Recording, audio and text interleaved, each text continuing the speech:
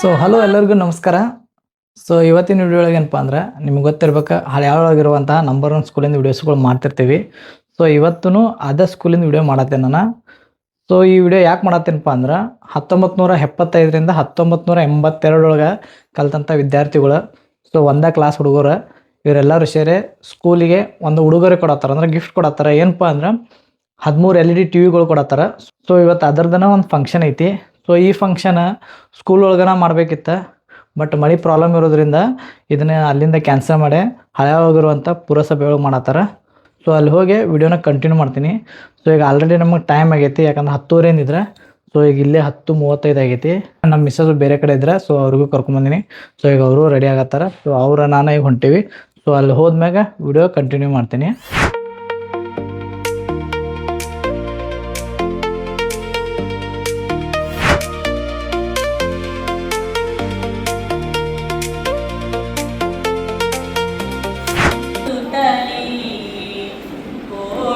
ಕೋಟಿ ವಂದನೆ ಆದಿವಂದ್ಯ ಗಿರಿಜೆ ಕುವರ ಯಶವ ನೀಡು ಕಾರ್ಯಕ್ಕೆ.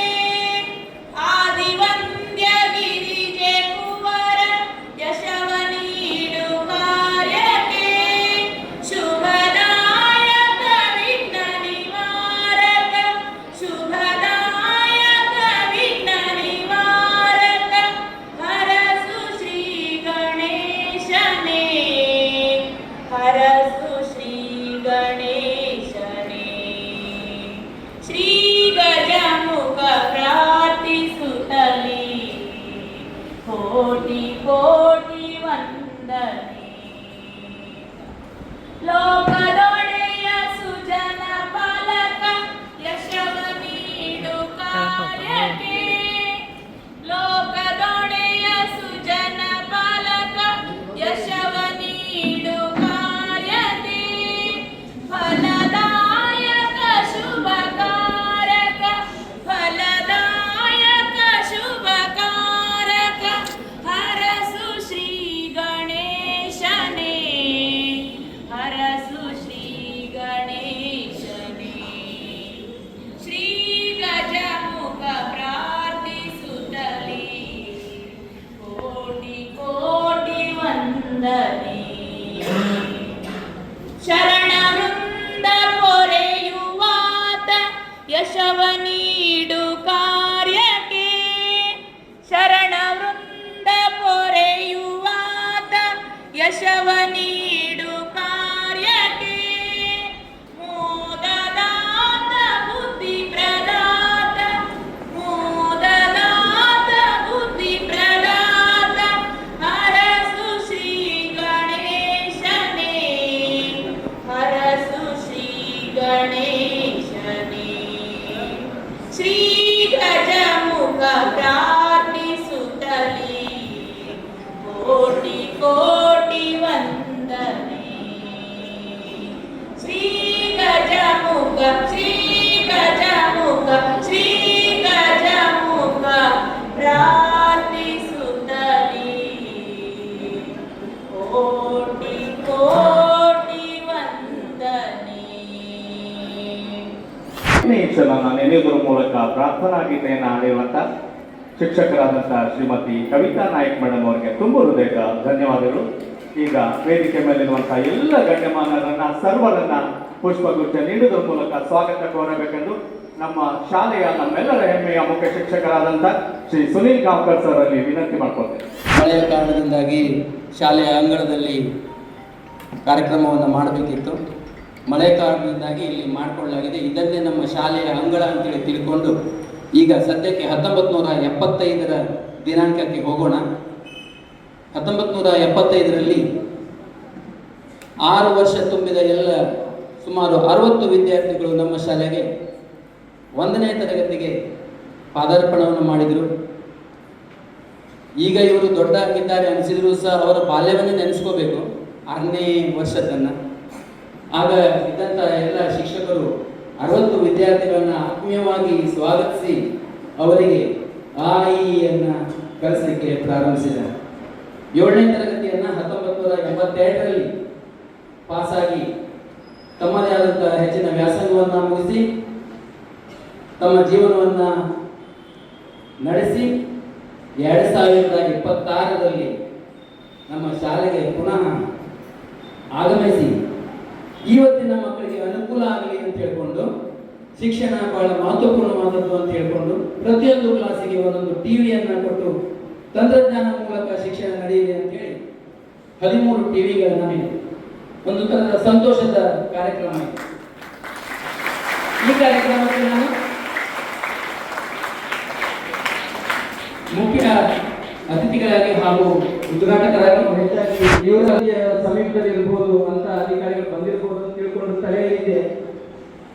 ಆದರೆ ನಮ್ಮ ಮಕ್ಕಳಿಗೆಲ್ಲ ಒಂದು ರೀತಿಯ ಹುಮ್ಮಸ್ಸು ಹೋಗುವುದರ ಮೂಲಕ ಆತ್ಮೀಯವಾದಂತಹ ಸ್ವಾಗತವನ್ನು ಕೋರುತ್ತೇನೆ.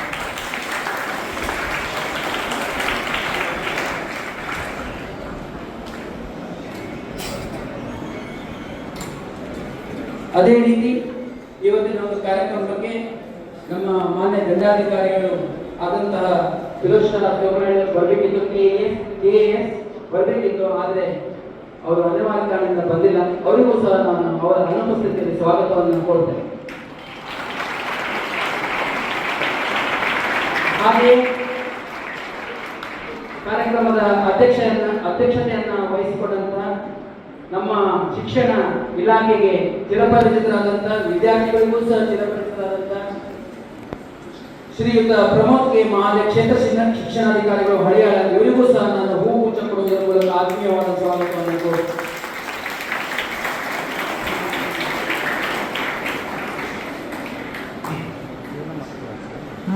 ಅತಿಥಿಗಳಾಗಿ ಆಗಮಿಸಿದಂತಹ ನಮ್ಮ ಜಿಲ್ಲೆಯ ಎಲ್ಲ ಶಿಕ್ಷಕರ ಕಣ್ಮಣಿ, ಅವರು ಜಿಲ್ಲಾಧ್ಯಕ್ಷರು, ಪ್ರಾಥಮಿಕ ಶಾಲಾ ಸಂಘದ ಜಿಲ್ಲಾಧ್ಯಕ್ಷರು ಸತೀಶ್ ನಾಯಕ್ ಬಾವಿಕೇರಿ ಅವರು ಸಹ ಇವತ್ತಿನ ಈ ಕಾರ್ಯಕ್ರಮಕ್ಕೆ ಆಗಮಿಸಿದ್ದಾರೆ. ನಾನು ತುಂಬ ಹೃದಯದ ಸ್ವಾಗತವನ್ನು ಅವರಿಗೆ ಕೋರಬಯಸುತ್ತೇನೆ.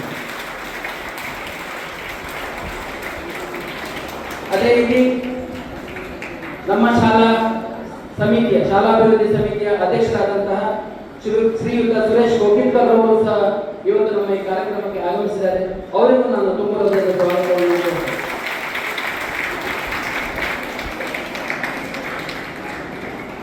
ಹಳಿಯಾಳದ ಹಿರಿಯ ನಾಗರಿಕರು, ನಮ್ಮ ಶಾಲೆಯ ಹಿರಿಯ ವಿದ್ಯಾರ್ಥಿಗಳು ಆದಂತಹ ಶ್ರೀಯುತ ಫಕೀರಪ್ಪ ಆರ್ ಉಪ್ಪಿನವರು ಸಹ ಇವತ್ತು ನಮ್ಮ ಈ ಕಡೆಗೆ ಹೋಗಲು ಬಂದಿದ್ದಾರೆ. ಅವರಿಗೂ ಸಹ ನಾವು ಆತ್ಮೀಯವಾದ ಸ್ವಾಗತವನ್ನು ಕೋರುತ್ತೇವೆ.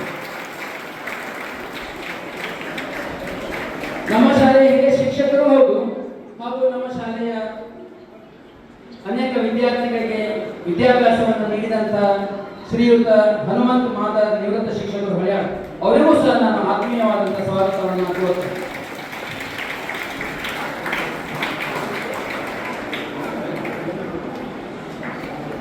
ಹಾಗೆಯೇ ನಮ್ಮ ಹಳ್ಯಾಳ ತಾಲೂಕಿನಲ್ಲಿ ದೈಹಿಕ ಶಿಕ್ಷಣಾಧಿಕಾರಿಗಳಾಗಿ ಈಗ ನಿವೃತ್ತರಾಗಿರುವಂತಹ ಶ್ರೀಯುತ ಟಿ.ವಿ. ಗೌಡ್ರವರಿಗೂ ಸಹ ನಾನು ಆತ್ಮೀಯವಾದಂತಹ ಸ್ವಾಗತವನ್ನು ಕೋರ್ತೇನೆ.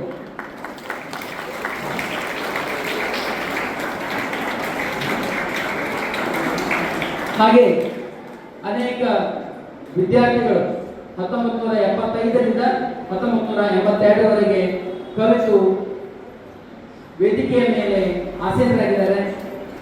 ಅದರಲ್ಲಿ ನಿಮಗೆಲ್ಲ ಪರಿಚಿತರಾದಂತಹ ಉಮೇಶ್ ಗೋಲ್ಶೆಟ್ಟಿ ಅವರು ಇಲ್ಲಿ ಇದ್ದಾರೆ. ಅವರಿಗೂ ಸಹ ನಾನು ಆತ್ಮೀಯವಾದಂತಹ ಸ್ವಾಗತವನ್ನು ಕೋರ್ತೇನೆ.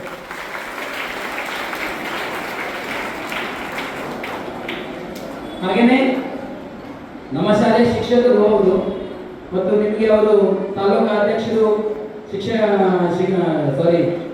ಸಂಘದ ಅಧ್ಯಕ್ಷರು ಅಂತ ಹೇಳಿ ಕೆಲವು ವಿದ್ಯಾರ್ಥಿಗಳಿಗೆ ಗೊತ್ತಿಲ್ಲ. ನಮ್ಮ ಪ್ರಶಾಂತ್ ನಾಯ್ಕರ್ ಅವರಿದ್ದಾರೆ, ಅವರಿಗೂ ಸಹ ನಾನು ಆತ್ಮೀಯವಾದಂತಹ ಸ್ವಾಗತವನ್ನು ಕೋರ್ತೇನೆ.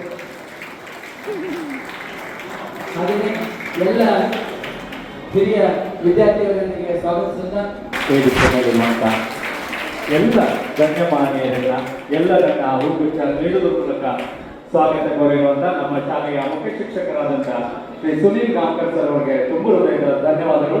ಅವ್ರಿಗೂ ಕೂಡ ಈ ಒಂದು ಕಾರ್ಯಕ್ರಮದ ಪರವಾಗಿ ತಮ್ಮೆಲ್ಲರ ವತಿಯಿಂದ ತುಂಬ ಹೃದಯದ ಸ್ವಾಗತವನ್ನ ಕೋರ್ತೇನೆ. ಸ್ವಾಗತ, ಸುಸ್ವಾಗತ.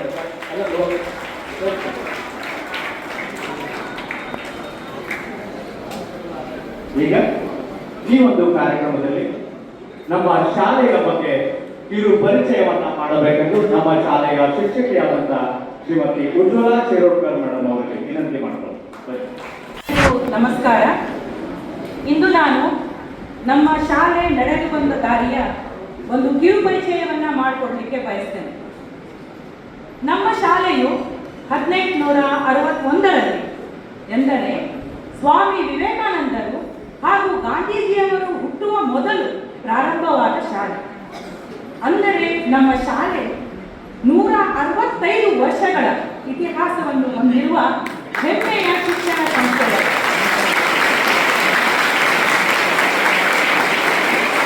ಅಲ್ಲಿಂದ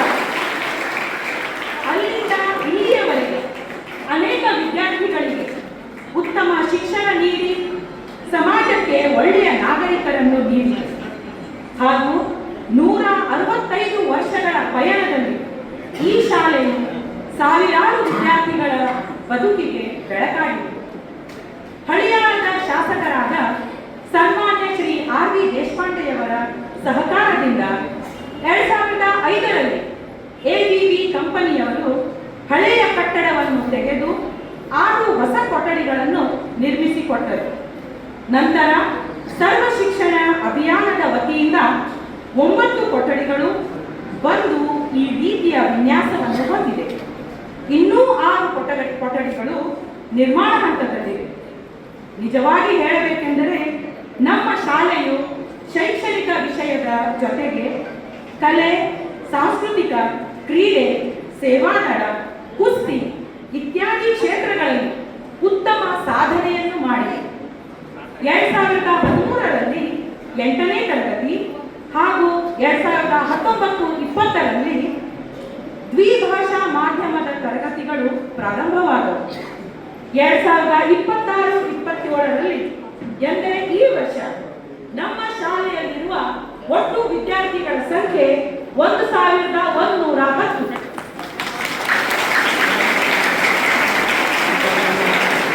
ಉತ್ತರ ಕನ್ನಡ ಜಿಲ್ಲೆಯಲ್ಲಿಯೇ ಅತಿ ಹೆಚ್ಚು ಮಕ್ಕಳನ್ನು ಹೊಂದಿರುವ ಏಕೈಕ ಸರ್ಕಾರಿ ಶಾಲೆ ನಮ್ಮ ಶಾಸಕರ ಮಾದರಿ ಶಾಲೆ.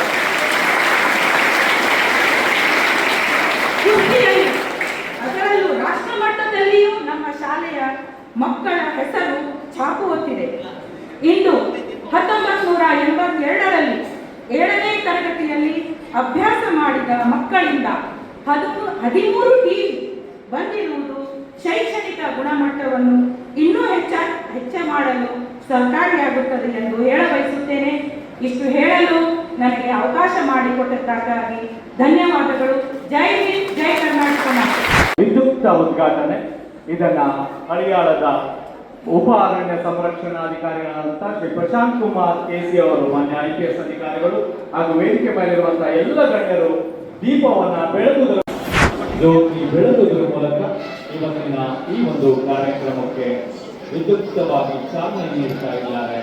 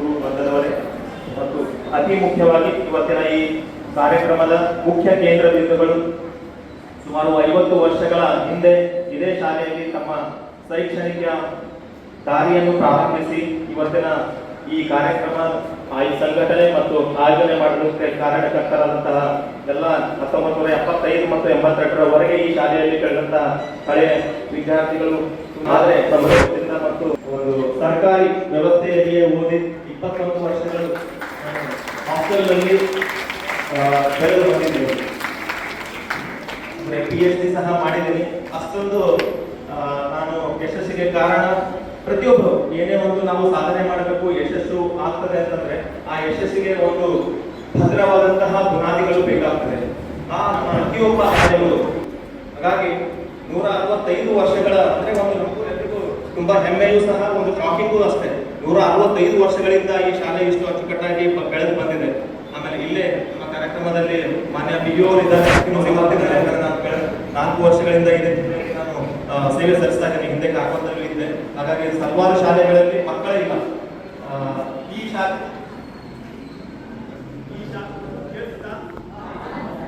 ಶಾಲೆಯಲ್ಲಿ 40 ಶಿಕ್ಷಕರಿದ್ದಾರೆ, 40 ಶಿಕ್ಷಕರಿದ್ದಾರೆ. ಆಮೇಲೆ ಕಾರ್ಯಕ್ರಮಕ್ಕೆ ಬಂದಾಗ ನಾನು ಒಬ್ಬರು ಕೇಳಿದೆ, ಏನು 4-5 ಶಾಲೆ ಮಕ್ಕಳಿದ್ದಾರಾ ಇಲ್ಲಿ ಅಂತ ಕೇಳಿದೆ. ಇಲ್ಲ, ಇದೆಲ್ಲ ಮಕ್ಕಳು ಒಂದೇ ಶಾಲೆಯಲ್ಲಿ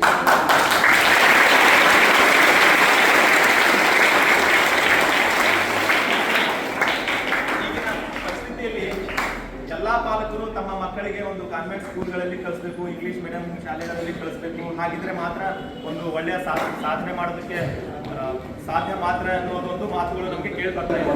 ಶಾಲೆಯಲ್ಲಿ ಓದಿ ದೇಶದ ಅತ್ಯುನ್ನತ ಹುದ್ದೆಗಳಲ್ಲಿ ಒಂದಾದ IFS ಹುದ್ದೆಯನ್ನ ಹೊಂದಿ ನಮ್ಮ ತಾಲೂಕಲ್ಲಿ ಕಾರ್ಯನಿರ್ವಹಿಸ್ತಾ ಇರುವಂತಹ DCF ಸಾಹೇಬರಾದಂತಹ ಶ್ರೀ ಪ್ರಶಾಂತ್ ಕುಮಾರ್ ಸಾಹೇಬರು ನಮ್ಮ ಕಾರ್ಯಕ್ರಮಕ್ಕೆ ಆಗಮಿಸಿರುವುದೇ ನಮ್ಮ ಮಕ್ಕಳ ಭಾಗ್ಯ ಅಂತ ನಾವು ಭಾವಿಸ್ತಾ ಅವರು ಪ್ರೀತಿಯಿಂದ ಆಗಮಿಸಿ ಕಾರ್ಯಕ್ರಮ ಉದ್ಘಾಟನಾ ನುಡಿಗಳನ್ನಾಡಿರುವಂತ ಶ್ರೀ ಪ್ರಶಾಂತ್ ಕುಮಾರ್ ಸಾಹೇಬರಿಗೆ ತುಂಬ ಹೃದಯದ ಧನ್ಯವಾದಗಳನ್ನ ಸಲ್ಲಿಸ್ತೇನೆ.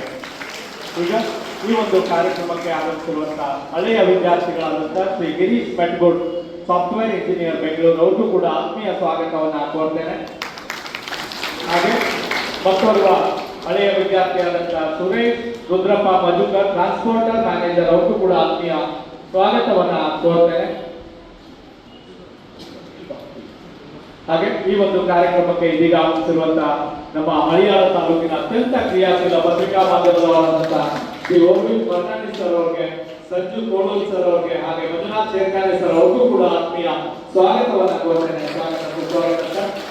ಈಗ ನಾವೆಲ್ಲರೂ ಕಾಯ್ತಾ ಇರುವಂತಹ ಕಾರ್ಯಕ್ರಮ ದೂರದರ್ಶನಗಳನ್ನ ಹಸ್ತಾಂತರ ಮಾಡುವಂತಹ ಕಾರ್ಯಕ್ರಮ. ನಮ್ಮೆಲ್ಲರ ನೆಚ್ಚಿನ ಹೆಮ್ಮೆಯ ಎಲ್ಲ ವಿದ್ಯಾರ್ಥಿಗಳು, ಹಳೆಯ ವಿದ್ಯಾರ್ಥಿಗಳಿಂದ ನಮ್ಮ ಶಾಲೆಯ ಮುಖ್ಯ ಶಿಕ್ಷಕರಿಗೆ ಒಂದು ದೂರದರ್ಶನ ಹಸ್ತಾಂತರ ಮಾಡುವಂತಹ ಕಾರ್ಯಕ್ರಮ, ಅದನ್ನ ದಯಮಾಡಿ ಅವರು ಮಾಡಬೇಕು ಅಂತ ಅವರ ಕಳಕಳಿಯಿಂದ ವಿನಂತಿ ಮಾಡ್ಕೊಳ್ತೇನೆ. ಆಧುನೀಕರಣ ಯುಗದಲ್ಲಿ ಹೆಚ್ಚೆಚ್ಚು ಹುದ್ದೆಗಳನ್ನ ಅವರು ಕೂಡ ಹೊಂದುವಂತಾಗಲಿ, ಗುಣಮಟ್ಟದ ಶಿಕ್ಷಣ ಪಡೆಯುವಂತಾಗಲಿ ಅಂತ ಹಾರೈಸಿದ ಶಾಲೆಗಾಗಿ ಸುಮಾರು 13 ದೂರದರ್ಶನಗಳನ್ನ ನೀಡ್ತಾ ಇದ್ದಾರೆ.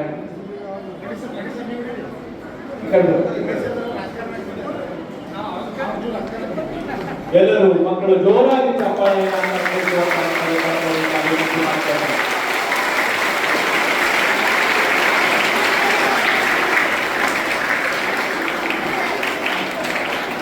we need to sweat where there is a teamwork and collaboration. ಗೌರವ ಸನ್ಮಾನ.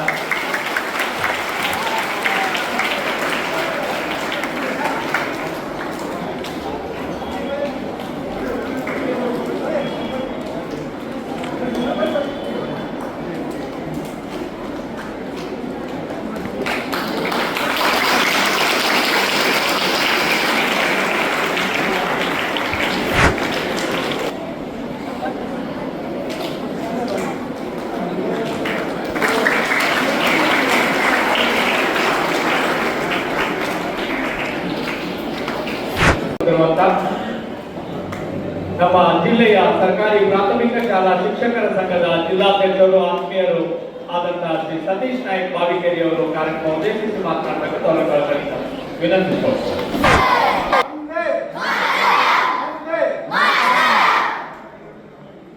ಎಲ್ಲರಿಗೂ ನಮಸ್ಕಾರ. 1975ರಿಂದ 1982ರವರೆಗಿನ ವಿದ್ಯಾಭ್ಯಾಸ ಮಾಡಿದ 1ರಿಂದ 7ನೇ ತರಗತಿವರೆಗಿನ ಹಳೆಯ ವಿದ್ಯಾರ್ಥಿಗಳಿಂದ ಉತ್ತರ ಕನ್ನಡ ಜಿಲ್ಲೆಯಲ್ಲಿ ಅತ್ಯಂತ ಹೆಚ್ಚಿನ ಮಕ್ಕಳನ್ನು ಹೊಂದಿರುವ ಏಕೈಕ ಶಾಲೆ ಶಾಸಕರ ಮಾದರಿ ಶಾಲೆ. ಈ ಸಾಲಿನ ವಿದ್ಯಾರ್ಥಿಗಳು ಬೇರೆ ಬೇರೆ ಕಾಯಕದಲ್ಲಿ ಬೇರೆ ಬೇರೆ ಕೆಲಸಗಳಲ್ಲಿ ತಮ್ಮದೇ ಆದ ಒಂದು ಸಾಧನೆಯನ್ನ ಮಾಡಿರ್ತಾರೆ. ಒಂದು ಬಾರಿ ಅವರ ಒಂದು ಕಿರು ಪರಿಚಯವನ್ನ ಮಾಡ್ತೇನೆ. ಈ ಪರಿಚಯ ನಮ್ಮ ಮಕ್ಕಳಿಗೆ ಒಂದು ಪ್ರೇರಣೆಯಾಗಲಿ ಅನ್ನೋ ಮಾತುಗಳನ್ನ ಹೇಳ್ತಾ ಒಂದೊಂದಾಗಿ ಹೆಸರು ಹೇಳ್ತೇನೆ. ದಯಮಾಡಿ ಹಳೆ ವಿದ್ಯಾರ್ಥಿಗಳು ಎದ್ದು ನಿಂತು ನಿಮ್ಮ ಪರಿಚಯವನ್ನ ಮಾಡ್ಕೊಳ್ಳಿ, ಎದ್ದು ನಿಲ್ಬೇಕು ಅಂತ ವಿನಂತಿ ಮಾಡ್ಕೊಳ್ತೇನೆ. ಮೊದಲಿಗೆ ಶ್ರೀ ರವಿ ಪಂಡಿತ್, ಮ್ಯಾನೇಜರ್, ಅರಣ್ಯ ಇಲಾಖೆಯಲ್ಲಿ ಹರಿಯಾಣದಲ್ಲಿ ಸೇವೆಯನ್ನ ಸಲ್ಲಿಸ್ತಾ ಇದ್ದಾರೆ. ಹಾಗೆ ನಂತರ ಶ್ರೀ ಗಿರೀಶ್ ಮೆಟ್ಗುಡ್ಮಠ್, ಸಾಫ್ಟ್ವೇರ್ ಇಂಜಿನಿಯರ್, ಬೆಂಗಳೂರಲ್ಲಿ ಕಾರ್ಯವನ್ನು ನಿರ್ವಹಿಸ್ತಾ ಇದ್ದಾರೆ.